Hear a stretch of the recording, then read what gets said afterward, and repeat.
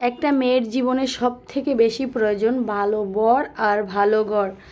আসসালামু আলাইকুম, কেমন আছেন সবাই? আশা করি সবাই ভালো আছেন। আলহামদুলিল্লাহ আমরাও ভালো আছি।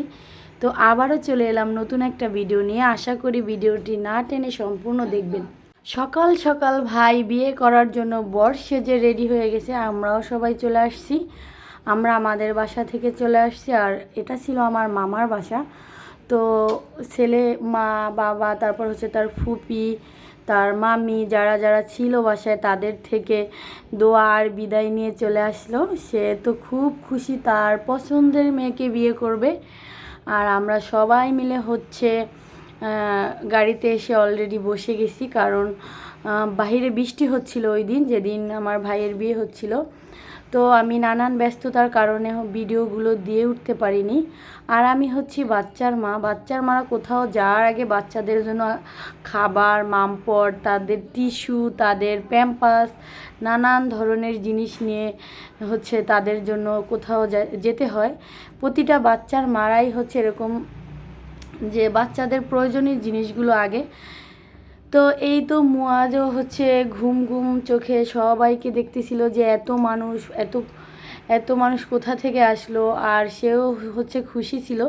তো আমরা অলরেডি সবাই গাড়িতে উঠে গেছি, আর গাড়িতে উঠেও হচ্ছে বরের মুখ থেকে হাসি যাচ্ছে না।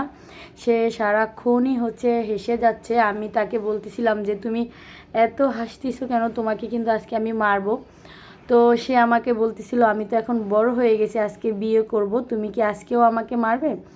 ছোটোবেলা থেকে ওদের হচ্ছে খুব আদর করেছি, যেহেতু আমি ওদের কাছেই ছিলাম। ইন্টার শেষ করে আমি আমার মামার কাছে চলে আসি ঢাকায়। এরপর থেকে আমি ওদের কাছেই ছিলাম। ওরা সব সময় আমাকে বড় বোন হিসাবে ভালোবাসা, স্নেহ, সম্মান সব, ওদের কাছে সব ছিলাম আমি। ওরা খুব ভালোবাসতো আমাকে আর সম্মানও করতো। তো আমিও ওদেরকে খুব ভালোবাসতাম। আমি বিয়ে হয়ে আসার পরে বেশিরভাগ সময় হচ্ছে আমার মামার বাসায় যেতাম। আমি আমার বিয়ের পরে বাবার বাড়ি যতবার না গেছি তার থেকেও বেশি হচ্ছে আমার মামার বাসায় গিয়েছি, যেহেতু আমার মামা ঢাকায় থাকে আর কাছে ছিল। আমি আমার মামা মামিকে একদিন না দেখলে যেরকম বাঁচি না, আমার মামা মামিও আমাকে একদিন না দেখলে তাদের মন হচ্ছে টিকে না। আর আমি তো দূরে থাকি, এখন তাদের নাতনি নাতিদের জন্য হচ্ছে তারা খুবই পাগল। আমার ছেলে তো আমার মামার খুবই ভক্ত, তাদের একদিন না দেখলে সে হচ্ছে পাগল হয়ে যায়, তার নানা ভাই, তার বুবু। তো যাই হোক, অনেক কথাই বললাম, আর যেতে যেতে হচ্ছে আপনাদের এই সুন্দর দৃশ্যগুলো দেখিয়ে দিলাম। আসলে এত সুন্দর ছিল দৃশ্যটা যা বলার বাইরে। এটা ছিল বৃষ্টি পড়ে যাওয়ার পরে সবুজ পাতাগুলো এত সুন্দর লাগে, আর সেটা যদি হয় নদীর পাড়ে তো আরও সুন্দর লাগে। কি বলবো, ঢাকার ভিতরে যে এত সুন্দর একটা জায়গা আছে সেটা হচ্ছে এদিকে না আসলে আমরা বুঝতে পারতাম না। আর আমরা যত দূর গিয়েছি তত দূর যত কাঁঠাল গাছ দেখেছি সবগুলো গাছে একদম গোড়া থেকে মাথা পর্যন্ত এত পরিমাণে কাঁঠাল হয়েছে, আলহামদুলিল্লাহ, যা বলার বাহিরে। দেখতেও সুন্দর। আর এরকম ফল ভরা গাছ দেখতে কার না ভালো লাগে। তো আমার কাছে খুবই ভালো লাগে, আর গাছ থেকে ফল পেড়ে খাওয়া তো আরও আনন্দ, আরও মজার।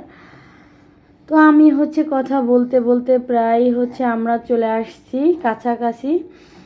আমরা বাজার থেকে কিছু কেনাকাটা করব, এরপরে হচ্ছে বাড়িতে যাব। বাজার থেকে মিষ্টি, খেজুর, তারপরে হচ্ছে দই, আরও হচ্ছে যা যা লাগবে একটা বিয়ে বাড়িতে যাওয়ার জন্য সেগুলো হচ্ছে কেনাকাটা করব। এর জন্য এখানে বাজারে বিরতি নিয়েছি।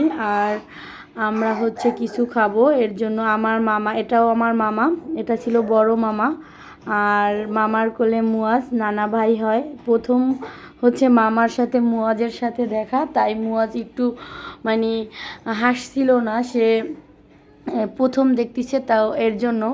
আর আশফিয়া তো তার নানা বাড়ির থেকে খাবার নিয়েই নিচ্ছিল, চিপস, কোক, ওর পছন্দের খাবারগুলো। আর এই এখন হচ্ছে মুয়াজ তার ভাইয়ের সাথে, মোর্শেদ ভাই, ভাইয়ার সাথে প্রথম দেখা হলো মুয়াজেরও। এটা ছিল আমার বোনের ছেলে, বড় বোনের ছেলে।